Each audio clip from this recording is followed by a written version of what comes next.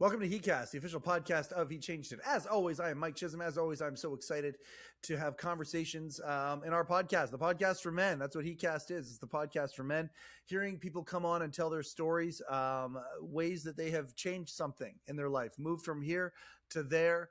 Hopefully an upward motion. That's why we talk about the show here. We want to inspire guys to change something. Now, I want to be very, very clear and do a disclaimer on this episode. We're not giving financial advice on this episode. Okay. This is David Nassief is our guest today. He's the author of the One Page Wealth Compass, One Page Wealth Compass, no the in the title. And I mean, the story of his resilience is unbelievable, and he gets very specific as to how he made a change. I mean, it's a crazy story. Fired from his job at 63 years old, not having enough money to get to that retirement stage that we're all kind of taught to look towards, and was desperate and started reading books, went on a journey of knowledge. And it's a crazy story of resilience. It really is. I'm inspired by him and what he did. And he talks a lot about what he did, so much to the point where he doesn't just talk about it. He wrote a book about it. He's got something called the Financial One Pager. The One Page Wealth Compass and I mean, we're going to have access to that, a PDF of that. And if you want to look at it, you can and see what it is. But I want to make sure that, it's very, very clear that he's telling his story. We're not necessarily giving advice here when it comes to this. He's sharing his perspective on things. If you like what you see and you want to go on your own journey of knowledge, like David did, and I mean, I one of the first questions I say to him is did you know at 72, when you were 63 years old and you went through this time where your back was up against the wall, did you know that it could even be like this? And that's the part of the story that I love the most. There are guys who are going to be listening to this that are in a space that they may not think that they can get out of. You know what? You can get out of it. And that's what He Changed It's all about. We want to show that. Please enjoy this episode of heCast, the official podcast of He Changed It, with our guest, David Nassief.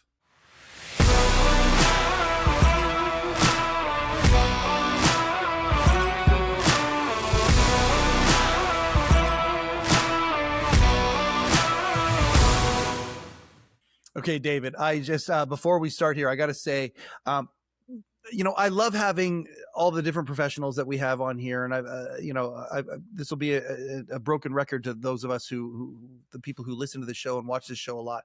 But my favorite episodes are the ones where guys who have a story come on and they talk about some of the things that they've been through. You are a guy who, man, do you ever have a story? And it's one of these things where it's almost like a news report come to life. I mean, I don't know how many times growing up I've heard the idea that, while my parents or grandparents would work somewhere for 30, 40, 50 years, I was going to have a career change 4 or 5 times. I can only imagine having that happen to me, at a time where many people are thinking about retirement and things like that. You are a story of resilience. And I really can't wait to introduce, what it is that you've gone through to people out there, because really at the end of the day, I know that it's going to help folks who hear it. David, welcome to heCast today. I'm so pleased to have you. Thank you, Mike. I'm thrilled to be here today. Appreciate the opportunity.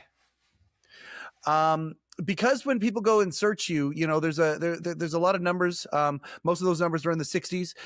I want to know right now at the day of the broadcast here, how old a guy are you? I am 72 years old today. 72 now. Yes. Okay.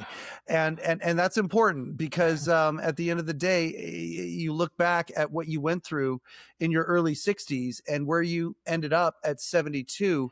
When the hardship started, and we'll unpack the whole thing and let everybody know about it. But when you were in the midst of the hardship, was there, even in your mind, a possibility that you at 72 would look the way that it does? Not even close. I just want to survive, to be honest with you. It was crazy.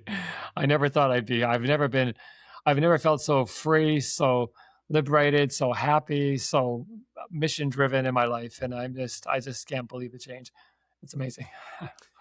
You say mission driven. I love that. And it's so cool that you have unlocked your way to this mindset and one of the things that you want to do right from the start is help other people. I love that. That's what He Changed It's all about. It's the idea of leaving something that you know and taking something that you need. You learned a lot, and you learned it. You want to talk about the idea of maybe a cold shower, or being thrown into a cold river, something like that. I want to go through your story, about how you had this sudden change in life in your early 60s. But let's do some background first. Where were you born and raised, and what was the profession that you got into that didn't serve you as long as it was supposed to? I was born and raised in a small town in Ohio called Ashtabula. It's right on Lake Erie.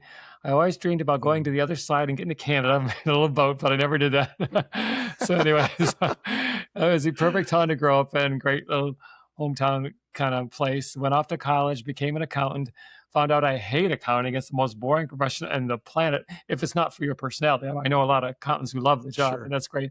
Sure. But I'm so grateful to this day for majoring in accounting and practicing accounting for a short time, few years, private and public, because it gave me a good background. So all the businesses I've been involved in, my current business, it's just, I know how to read financials. I understand the financials, and it was, I wouldn't, if I had to do it all over again, even though I dreaded it, I would do it again that way, because I really enjoyed it. So anyways. Nice to have the skill set. That being said, you strike me as a much more extroverted person than the typical accountant that I've met. You strike me more as a relationship guy.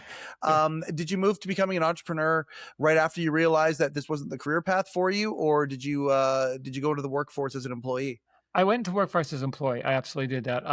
And went into sales initially, then kind of semi-sales, and kind of been bouncing around sales and semi-sales for a good portion of my life. That's kind of my niche. I really enjoy it, but I have to believe in what I sell. I have to have a passion for what I sell. I just can't sell anything. And I like to sell intangibles, things I believe in, rather than physical products. I've learned that about myself over the years. So. No, that's cool. That's cool. So, were you one of these guys that worked for many companies in different roles along the way? Was there one that in particular where you spent a longer time at? Yeah, the last company I was with for 18 years. So that's the longest time I've ever been with a company. Yeah. I didn't bounce around a lot, but no, I did change. Like, a lot of people change, and just depends different situations. And I'm grateful for every change. I learned something different and got a new bag of skills every time I went to a different place, I think. So it was all good. I really liked it. Well, if you don't mind, we don't need to name the name of the company or anything like that, but what was your role at the company that at the end of the day, Sure. brought the strife into your life for a little while? I was actually the director of training, believe it or not.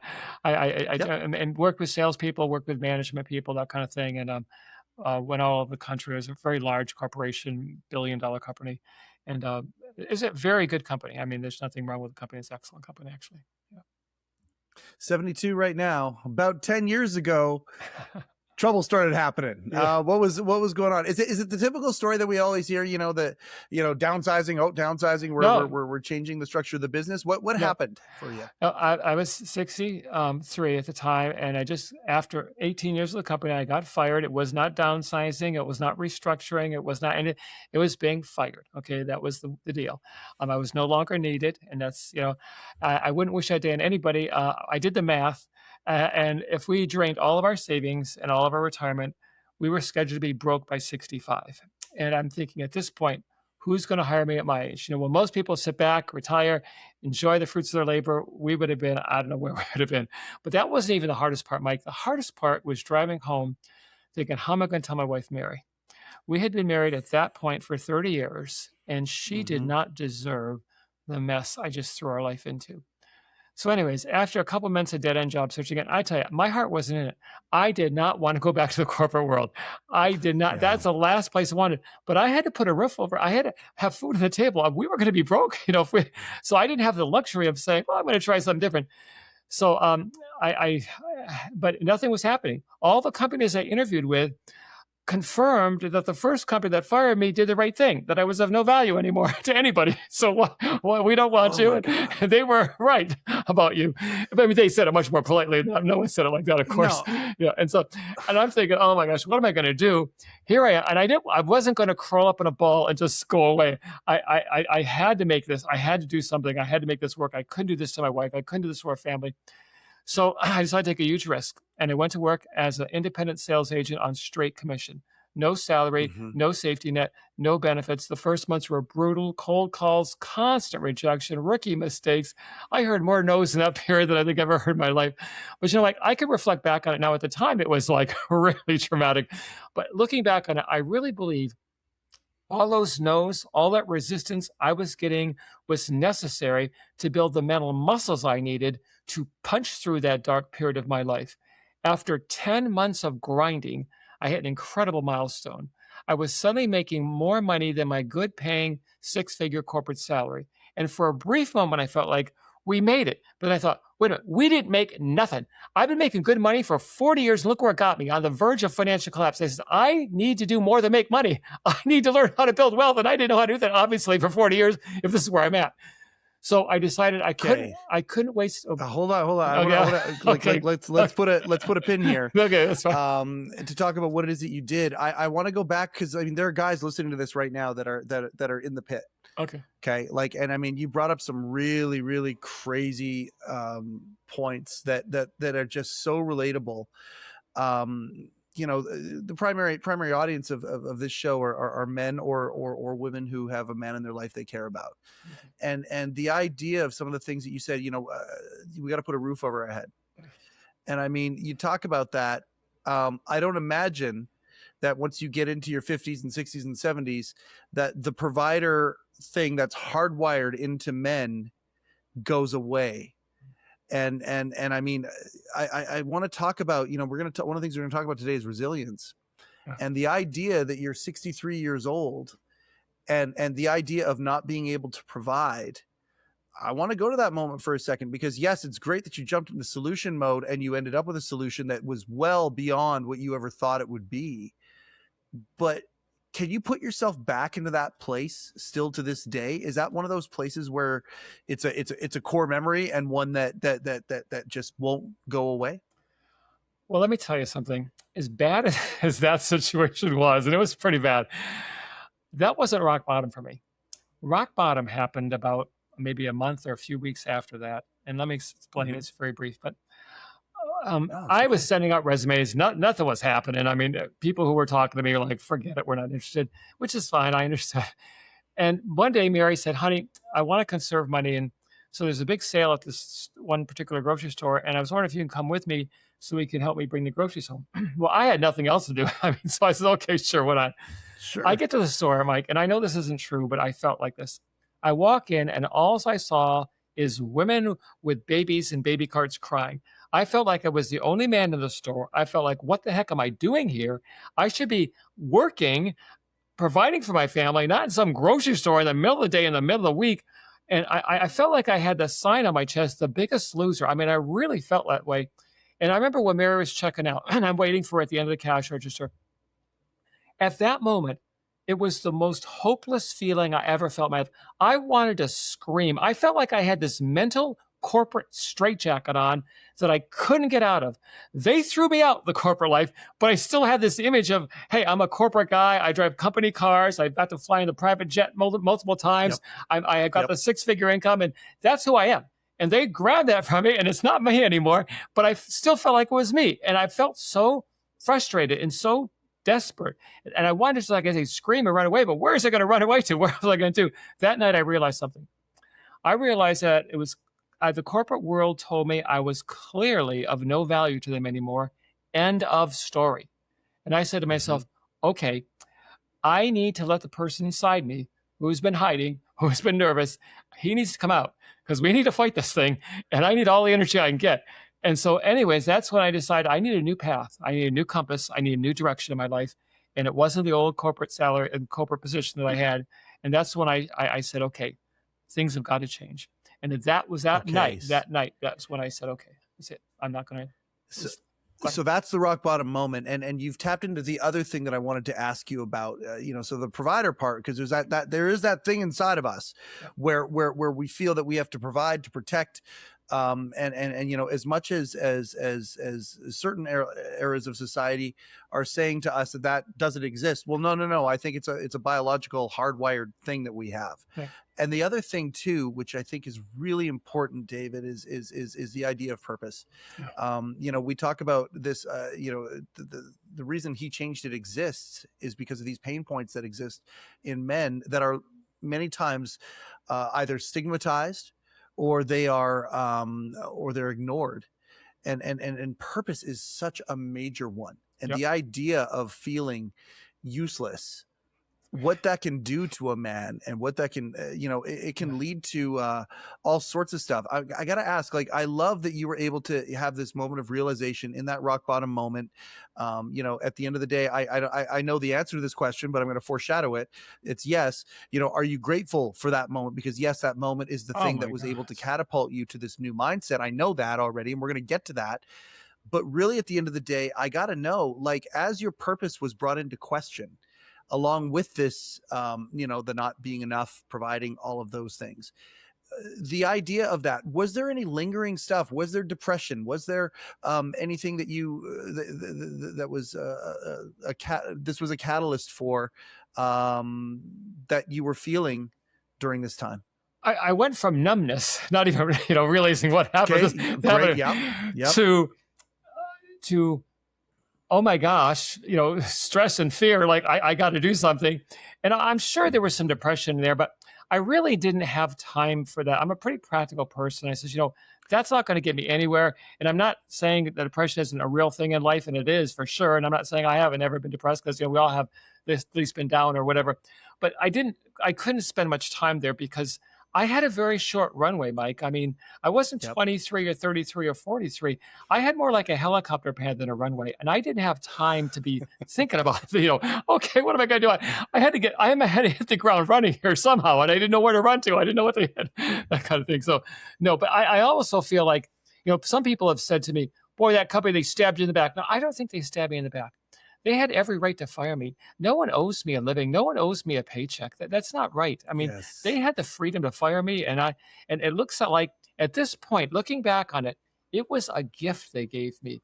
In fact, I should send them a gift basket and a thank you card, because I'm going to be honest with you here, Mike. I knew I was there 18 years. I knew the last 8 years I should have quit. But I'm in my late 50s at that point, thinking, I'm making great money. Who just quits a job when you can go out and get nothing? It could be anyway. So, and I needed that. I wish I could say, I told them to take this job, and you know what? No, I didn't have that kind of courage. I couldn't say that. They needed to push me out of the corporate nest. And I am so grateful for that gift. If they hadn't done that, I don't know where it would have been miserable. Oh yeah, I'd made good money for like maybe another 2 or 3 years, but then I'd been in the same boat. I didn't just know this. Oh, what a gift. What a gift. I'm so grateful. And I appreciate us being able to kind of kick this around here and sculpt this a little bit, because it's clay that's worth kneading through. It really is. There's a lot of guys out there that are listening to this that might be in a job where they would describe it as a golden handcuff kind of a thing, where they're there because they don't know where they would make that same kind of money elsewhere. Is it fulfilling them? Is it purposeful? No, not necessarily. And then you bring up another good point. I think many times the idea of safety in being an employee can really be a double-edged sword for us. We think the idea of safety, quote unquote, really at the end of the day, most employers, they're not paying you, they're paying a position. And if that position is not necessary anymore, or if it doesn't become economically viable, they will replace that position. And it's not, and there's guys out there who, number one, the golden handcuffs, but number two, maybe they're putting their heart and soul and everything they got into a position where at the end of the day, it's incompatible with that corporate entity. The corporate entity is paying a position. It's not necessarily hiring that person because they have a heart of gold and they're going to go that extra mile for them. It's an actual position itself. And I think that many times we think the idea that employment is safety many times is an illusion. Yeah, that's right. And I want to, if you allow me, I want to go back for a minute and just Yeah. explain the last part of that thing that happened, because it's critically important that everybody understands this, because without this, Yeah. I wouldn't be any better than I was back then. When I realized, wait a minute, I'm making good money again, but that's not enough. I need to learn how to build wealth, because for 40 years I messed up royally. I made good money there. It's embarrassing for me to admit on your show, 40 years of great pay. I'm not saying I didn't have some bad years, but I mean, most of the time it was really good pay, way above average income. And this is what I Yeah. had to show for it at 63, 2 years away from being broke. That's embarrassing. So anyways, but the point is, Yeah. I says, okay, I need to figure this out for myself. I can't listen to investment theories and all this other stuff that's out. Everyone with conflicts of interest trying to get you to do something so they can make their commission off you, that kind of thing. So I said, I got to do this myself.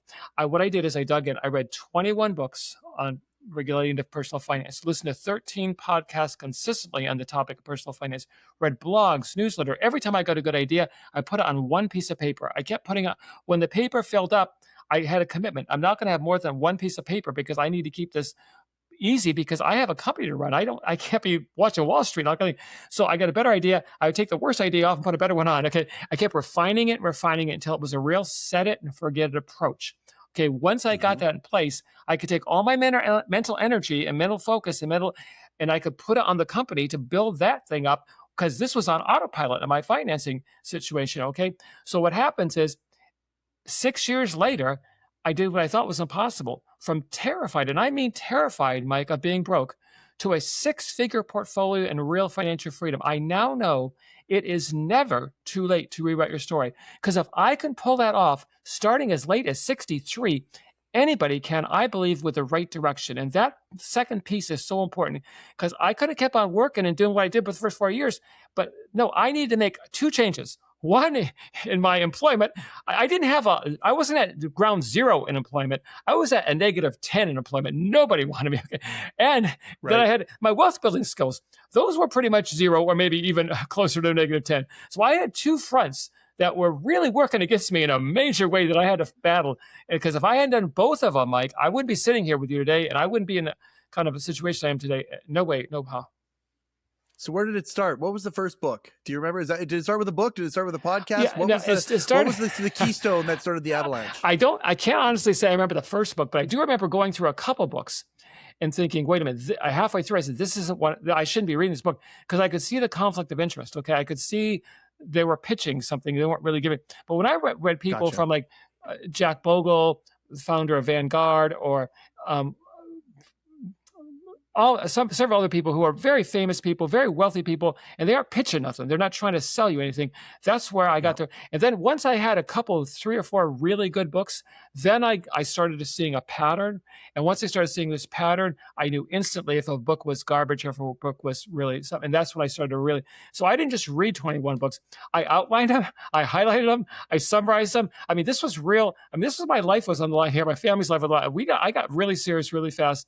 And so yeah, that was very important, that piece. You have to get the right information. You just can't, because for 40 years, I thought I was doing the right thing, but I was not. I was wrong agendas all over the place. When Mary saw you doing this, and she saw the, okay, you hit the rock bottom moment. You had the moment in the grocery store. Yeah. I'm not sure how much of that you shared. She with didn't her, know anything about was it. Internal. She never knew. I was going to say. Yeah. So yeah, well, and I mean, hey, this is what we do, isn't it, boys? Yeah. I'm curious if that's something that you would have changed. Now looking back, you would change or not.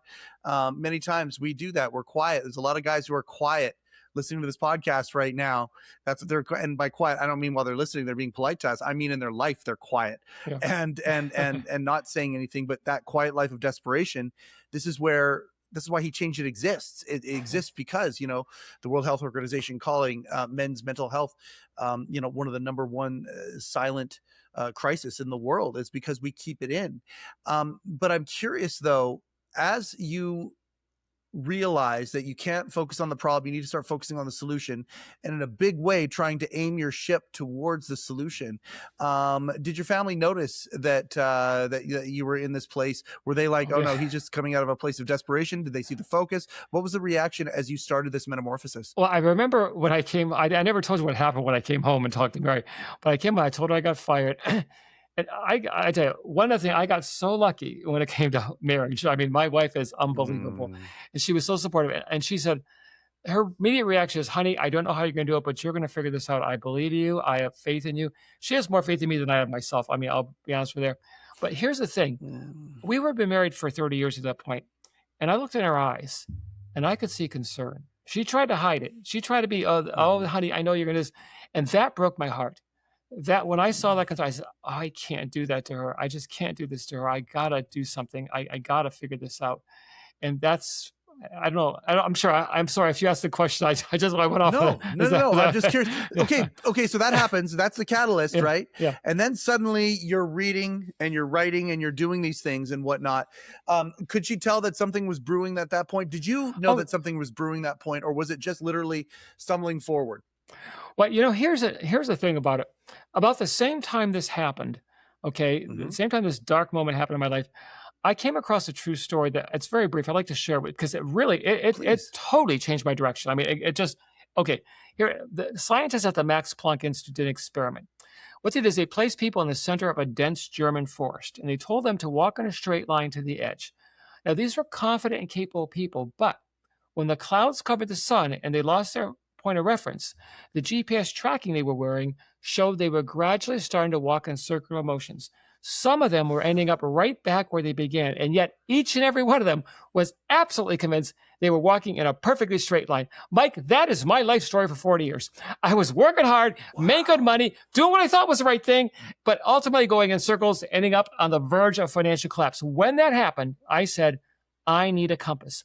Not a metal compass like travelers have. I need a one piece of paper compass so I could keep focused on that 30,000 foot view of where I'm going. I'm the kind of person, I get distracted easy. Shiny object, hot tip, I'm off to the races in the wrong direction. Okay, I couldn't do that anymore. I didn't have the time to make those mistakes anymore. I did it for 40 years. Yep. And that compass really changed the whole thing for me. And it changed my direction, and it kept me laser focused. I had two compasses, I'll be honest with you. One was for my investments and my wealth. That's why I call my one-page wealth compass. But the other one, which I don't publicly talk about, is for my business. Because I was reading books on startup companies, sales, marketing strategies, that kind of thing. And I was putting them on one piece of paper too. So I had two one pieces of paper. And one was for my wealth building, because those are the two fronts I was battling. And I needed the laser-like focus in both those directions. And I couldn't fool around anymore. And that really changed things dramatically for me. I'll give the spoiler to everybody here. Hey, we got the one page. We got a PDF of the one page, and we're going to share it. I'm going to give it to everybody for free. Lovely, for free. Which is lovely, and I appreciate that about you very, very much for that, David. I thank you. Just before, let's go back to the business for a second, though. What was the business that you got into? Very boring. If we talk about too much, everyone's going to click out. But no, we won't talk about too much. But I'm just curious. It was kind of a niche kind of B2B insurance, especially kind of a thing.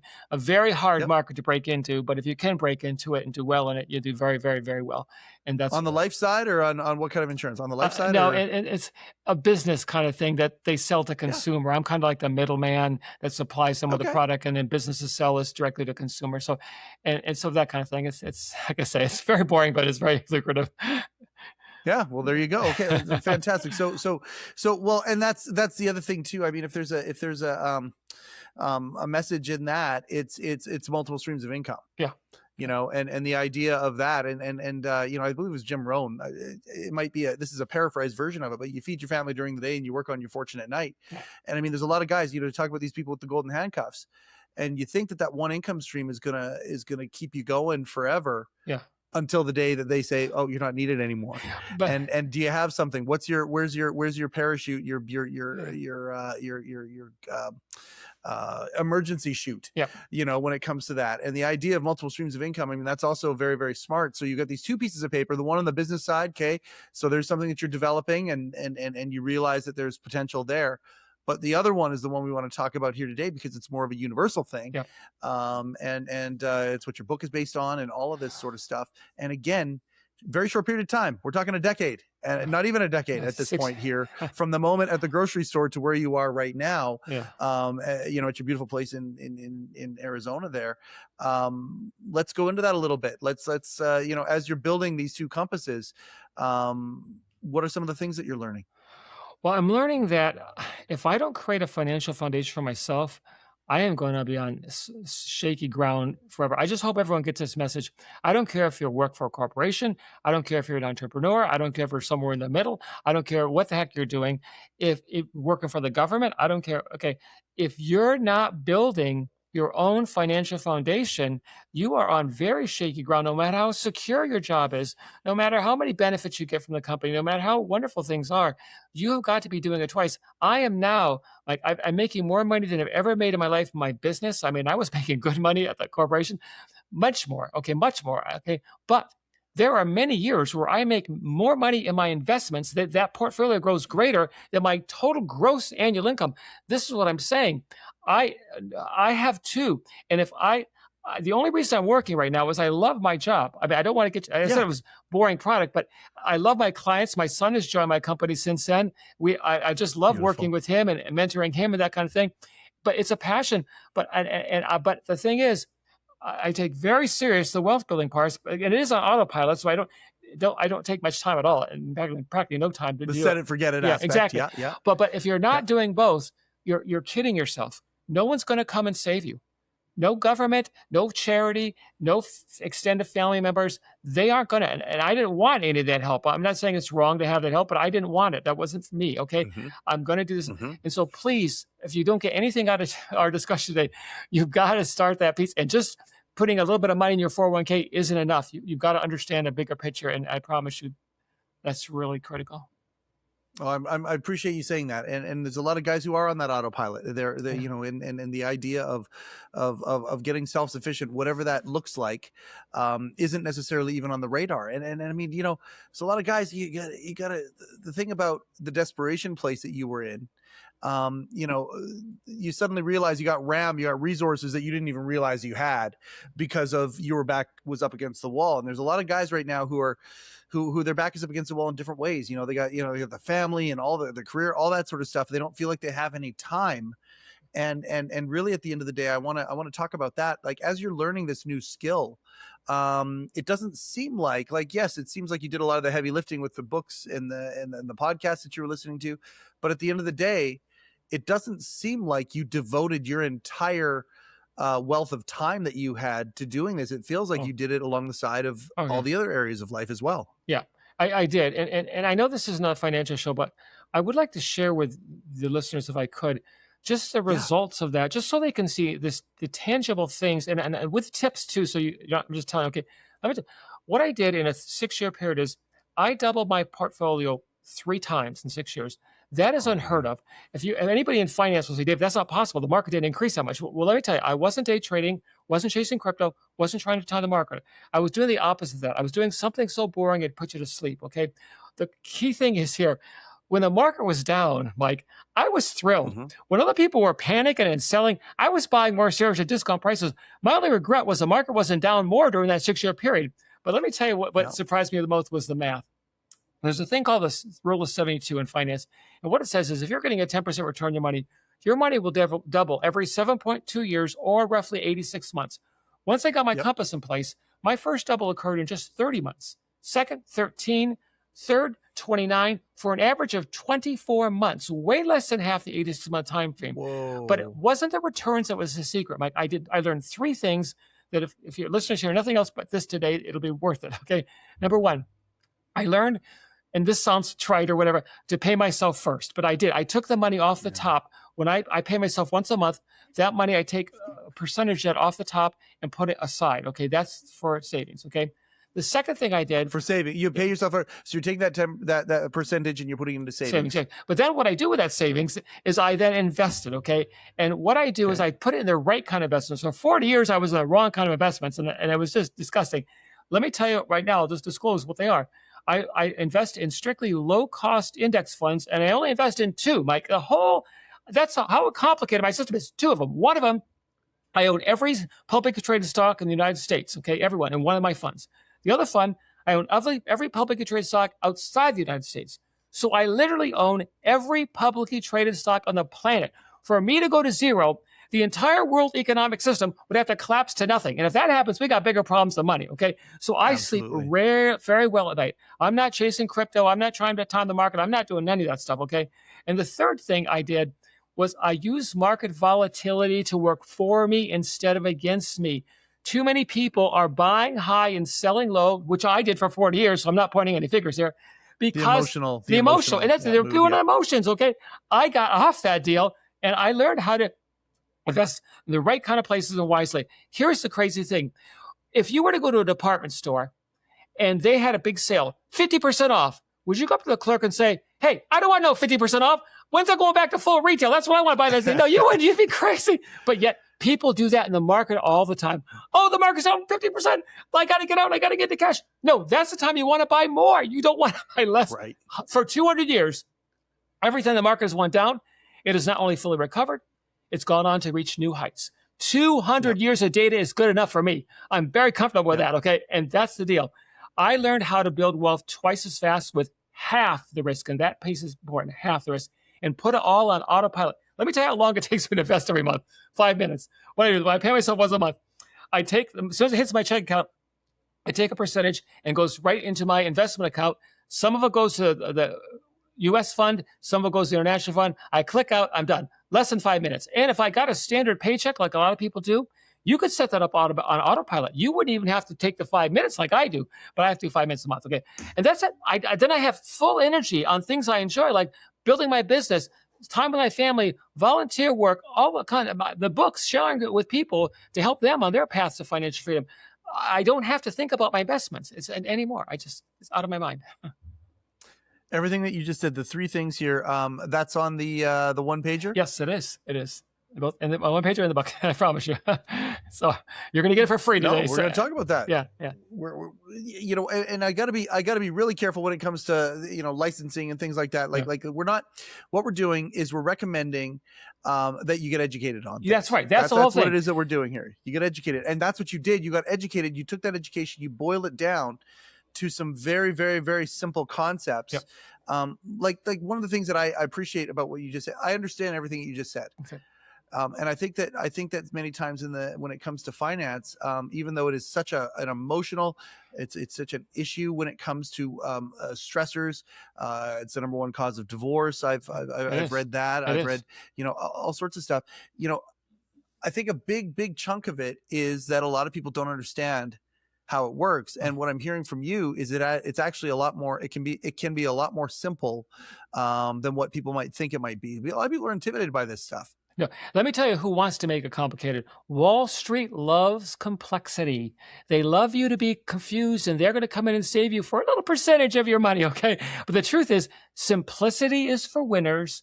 Complexity is for victims, okay? And I stopped being a victim. I says, no, I don't need to. This isn't complicated. And when I started, Benjamin Franklin said the best investment is in knowledge. Once I understood it, I could laugh at people. I don't mean I laughed in their face. Laugh at when they try to pitch me these goofy plans and all that kind of stuff. And it's so funny. I would never take any advice from a cable news morning financials channel. I never. But I like to watch them because they're entertainment, just for entertainment. And once the market was crashing and the guys were going doom and gloom on the TV, and I'm laughing. And my wife says, honey, why are you laughing? We have money in the stock market. We could be going broke or something. I said, honey, they don't know what they're talking. They're just guessing. Their guess is as good as anybody else's. Half the time they're right, half the time they're wrong. Warren Buffett said this: forecasts tell you a lot about the forecaster, but nothing about the market. That is so true. Those clowns on cable news, they're not bad people, but I'm just saying their only objective is ratings. They want ratings. And if you're afraid, guess what you're going to keep doing? Turning in. Oh, we got to watch the news because it's bad. I would never take advice from them, but I do find them entertaining. So I do watch them every now and then for entertainment only. Sure. Yeah, I get that. You bring up Buffett. Did the book Napoleon Hill's Think and Grow Rich ever cross your path? I did. When I was much younger. Obviously, it didn't do anything for me when it comes to finances, but it was a good book. I love the book, and it did inspire me for my profession, in terms of that. But I didn't have the information about the finances to apply it to that part of my life. But no, I recommend that highly book. It's a good book. I gotcha. Okay, so you start down this path, I don't imagine, you talk about the set it, forget it, all of that element of it. I got to ask you, were there ever any times where it's like, okay, the theory that I'm putting into practice here, I don't know if it's going to actually be the reality of things. Were there times where it wasn't working out the way you thought it might, or did it literally just work tickety boo right from the very beginning to bring you to where you are now? It was like, it's slow to begin, like anything is, okay? It takes a while to build up and all that kind of thing. But I was comfortable and confident because I had the knowledge. After 21 books, I knew this is going to work. Now, it's going to take time. It's not going to happen like that. It does. Sometimes it seems like 6 years goes like that, but still, it did. And like I say, every double is exponential growth. And my last double, okay, I did a double after the 3. I've had another double. That was a 7-figure double. Just the double itself is something. I'm working on my next double, which is a multi-million-dollar double. I mean, I'm not here to brag or anything. I'm just telling you, this is how it goes. I mean, when you start doubling, those doubles get really big, really fast. And it's doing about 24 months for me, the way I'm doing it. I mean, again, I know people think, oh, that's not possible. It's possible. That's why I have the compass, and that's why I'm following it very closely. But I'm not saying for everybody it's going to be 24 months. But what if it took you, instead of 6 years, what if it took you 12 years? Would that be terrible? I mean, would that be, oh my gosh, that guy's a liar. He said 6 years. No, I'm not saying, don't trust anything anybody says, including me. I'm telling you right now, okay? What a disclosure there, okay? Yep. But learn and then know who you can trust. And there's a lot of people out there you should not be trusting because they're very dangerous. I mean, very dangerous. No, I appreciate where you're coming from here, and the consistency is a huge part. And that's the part I kind of wanted to talk about because I think many times we lose consistency when we don't necessarily see the result that we want immediately, and that can be to this, but also to many things in life. And the idea of committing to something, staying consistent with it, and following it through is a huge part of that. What did you do to manage your emotions? Did you just say, you know what, I'm just going to keep sticking with the plan, and the plan was kind of the bedrock to which you stapled your emotions to, or were there times where things were, you weren't sure? I was so busy focused on my company because I could be freed up, that I really didn't have time to worry about my investments.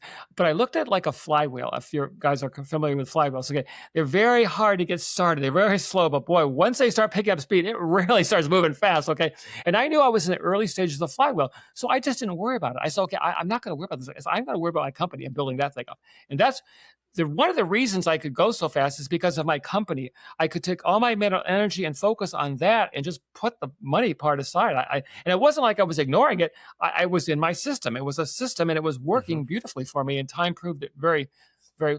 Can I bring up a lie that a lot of people believe that I think we should dispel? Yeah. A lot of your listeners, or anybody, not listeners of yours, but just anybody in general life, are going to say, well, yeah, if I made as much money as David, or if I made as much money as Mike, I could invest that money too. But hey, buddy, I'm living paycheck to paycheck, and I don't really have that much money. Well, let me tell you why that's a lie, okay? The NBA, the National Basketball Association, the average player makes over $10 million a year. I didn't say in their career, Mike. I said in a single year. And yet, after 5 years of retirement, 60% of them are broke.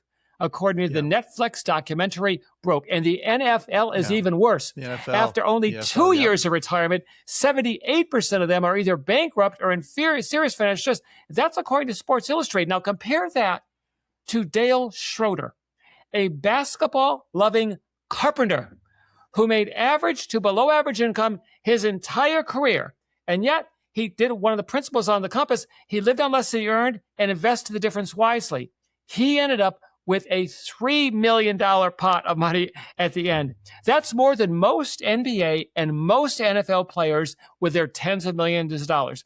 What I'm telling you is, I don't care how little or how much money you make, the principles work on any income. No, you may not have as much money as someone making a lot of money, but you'll be a lot better off than you would have been, okay?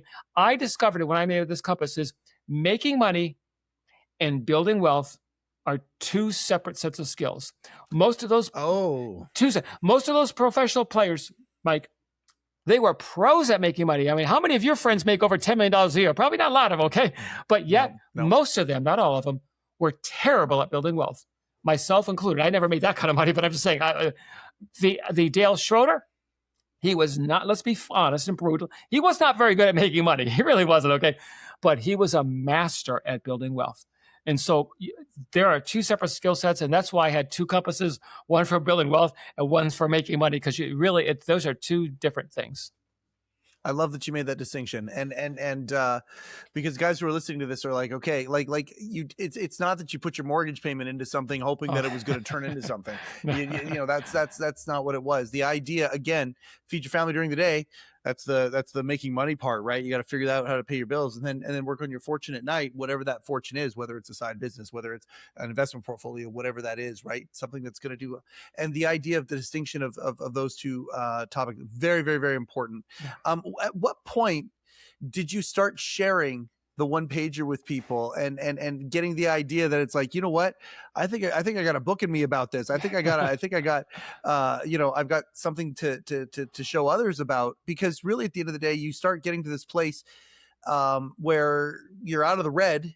Yeah. And you're starting to see some safety here and realize that things are going to be okay for you, Mary. But at what point did you start sharing it with people? I never wrote it to share. I've never had the intention of being an author. That wasn't my deal. I was just trying to save my family. That's all it was about, saving my family, saving us. Okay. Mm-hmm. But once I got out of the dark period of my life and I realized somebody handed me a lifeline in the inspiration of a one-page compass, I said to myself, it'd be the ultimate in selfishness for me not to share this. Okay. And so I says, I have got to do this. Now, I don't know if anyone's going to buy the book. Fortunately, it's going very well on Amazon, and the reviews are very well, but I didn't know that. But I said, I got to try, because this is too important for people. I wish I had this at 23 or 33 or 43 or even 53. Oh my gosh, if I had this at 53, so I don't want anybody listen to this thing, oh, I'm in my 50s, this is too late for me. Oh, give me a break. It's not too late for you. I would have loved to have it in my 50s. I would have been jumping for joy. I not only got it in my 60s, I had to learn it. I had to invent it in my 60s. I had to create it in my 60s. So it was really hard. Yeah. So no, I wasn't going to share it, but I felt a moral obligation, and I just, that's why I'm here. My business, we had the best year we've ever had in our life last year. I do not need this, okay? But You're making money. I'm not going to make a penny off this book. I'll tell you right now. I don't care how much we sell. Whatever we make, I'm going to put it right back into marketing, because I want it to be in as many people's hands as possible, so it can change their life like it did mine. You know, there's things you do for profit, which is my company and my investments, and there's things you do just to give back, and this is what that is about. It's not about making money at all. I don't. The book is called The One Page Wealth Compass, Yeah. right? Not the One Page Wealth Compass. Exactly. That's the name of the book. Okay. And I'm curious, at what point in the book does the one page pop in? Well, let me show you. What page number is it on? Well, it's not actually a page number. Let me just show you real quick. This is the only thing I had, but now I had 21 books behind this, okay? But this is the only thing I had when I got it down to the, and this is the 9 trail markers on one side, wherever you're at, to financial freedom. And so you plug in wherever you're at. And I started with income and career. Here's why, Mike. So all the financial books I read, they never talked about income and career, because they figured you must be making good money or you wouldn't be reading their book. I'm thinking, no, that's not right. There's a lot of people who don't, they're underemployed or underpaid or underappreciated. And this is an issue for them. And this is the engine that feeds this stuff. So we got to get that fixed. So that's my first thing. Then you go down the list. Say you want wealth accumulation. Say you're at the debt. David, I got a good job making good money, but I'm in credit card debt. Well, then you start right number 3. And on the other side, these are the 5 North Star principles. These are the things that keep you out of trouble. They are like the emotional guardrails. Like I was telling you earlier, I like to go off on tangents, a shiny object, a hot tip, or whatever it is. I'm going off the races the wrong way. No, this kept me grounded. And then what happens is you take this and you say, okay, David, I'm trying to get out of debt, but this is nice to say that in a couple of words, but can you give me some details on the thing? Well, then it says, see chapter 4. And what you do is you just get the book and you go right to chapter 4, and it'll give you the details on how to get out of credit card debt, and that fits your personality, that fits you. And there's more than one way. A lot of gurus say, that's only one way. Now there's plenty of ways. I've read a bunch of them, okay? And so you fit what fits you. So they kind of go together. This is the 30,000-foot view, and this is the ground game. Turn right here. Turn left at the light. So, and when you put them together, you've got laser-like focus. And one more thing I want to mention is, Mike, every Friday at 4 o'clock, I have my electronic calendar. I have a 2-minute meeting with myself. I take out my one-page wealth compass and I look at it and I say, okay, where am I at? Where am I going to go? And if I made any mistakes on the North Star principles, I remember not long ago, I had made an impulse purchase. And one of the things I say is you got to wait 24 hours before you make an impulse purchase, because half the time that you want to buy anymore. I didn't do that. But I caught it that Friday. So I didn't keep doing it. 6 years later, I'm spent $100,000 impulse purchases. I caught it. So it didn't get to be an expensive mistake. This is a tool that keeps you on. Have you ever read a book, Mike, and then this is a great idea. I'm going to apply it. It could change my life. Then 2 years later, you come across the idea and go, oh yeah, I forgot about that thing. Well, when you're having a 2-minute meeting every week, you can't do that because you're on the same step for 3 weeks and you're saying, I haven't budged on this step. So it's kind of like a behavior modification way to keep you on the right track. And that's why they go together so well. But start with this. It's free. And this is dirt cheap on Amazon. So it's not like, and there's nothing to buy. If you go on my website, I'm not selling a single thing. Everything's free. The blog's free. Everything's free. It's not okay. The website is onepagewealthcompass.com. Yeah, and if you go to onepagewealthcompass.com/free, you can download the this one-page PDF for free. And what you'll also get is kind of a virtual support. You'll get emails every now and give you support, some tips, and depending on the step you're on, how to navigate things. Beyond the book, it just kind of gives you a little extra nudge and that kind of thing. I want to go back to the beginning of the conversation again, because now we're at a place where it's like, okay, I started the show by asking you if, a decade ago, you ever thought that you would be in the place that you're in right now. And we've certainly filled in a lot of the gaps to show why that would definitely not have been predictable. But I want to ask you, David, what are some of the things that you have learned along the way? I mean, you've done a great job of talking about what it is that you did to bring you to this place here. What are some of the things that you've learned along the way that you want to share with people?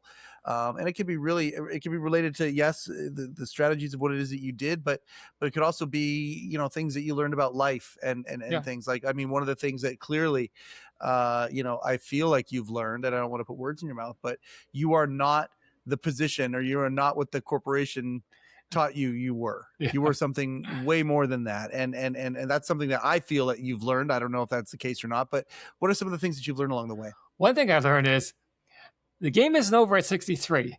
It's just the second half. It's just the second half. Never too late. And most games are won in the second half, if not all of them. Okay, and so I feel I don't care what age you guys are, but it's not over. Believe me, it's not even close to it. Another thing I learned that I think is, if you don't have your own plan, you're part of somebody else's. For 40 years, I was part of somebody else's plan. And look where it got me. Once I got my own plan, I accomplished more in 6 years than I did in the previous 4 decades. That's the power of a plan, and that's the power of clear direction. And I'll say one more thing, because it's so critical. Clear direction beats misdirected speed every time. Okay, for 40 years, I was spinning my wheels, make good money, but doing, I don't know what I was doing. Once I got that clear direction, wow, did things change. And they changed relatively fast. I mean, not overnight, but relatively fast. Yeah, the tortoise and the hare comes to mind. It certainly comes to mind talking about this. I just I appreciate your spirit so much. I appreciate how much you want to help people, to the point where you've written this book here. And I mean, my wife at the time and I wrote a book, and you don't do it for money. You do it because you want to help people. And it's tough to make money in the selling books. But at the end of the day, conversations like this, where you can show other people how to be empowered, how to move forward, that's very, very gratifying. Have you gotten people who have come to you and said, thank you so much for this, you've changed my life? And have you had any of those stories in your life? Yeah, I read every review I get on Amazon or on Goodreads. Okay, every single one of them. I want to share one with you because it makes a point here. Okay, this is from a clinical psychologist with 25 years experience, no financial background whatsoever. Okay, he was facing his own career crisis. He said the one-page compass gave me the exact financial hope and practical steps he needed. But here's my most powerful part of the quote. He says, I couldn't put the book down. And the reason I want to read that to you is this. When most of your listeners think of a financial book, they think, oh, boring. Maybe I can use to go to sleep at night. Graphs and charts and spreadsheets and no thank you, and terms I don't even know what they mean. No. I wrote this book differently. I wrote it for the non-financial person. It's full of stories. Stories of people who failed like me and other people, and stories of people who succeeded like me and other people. But they're true stories.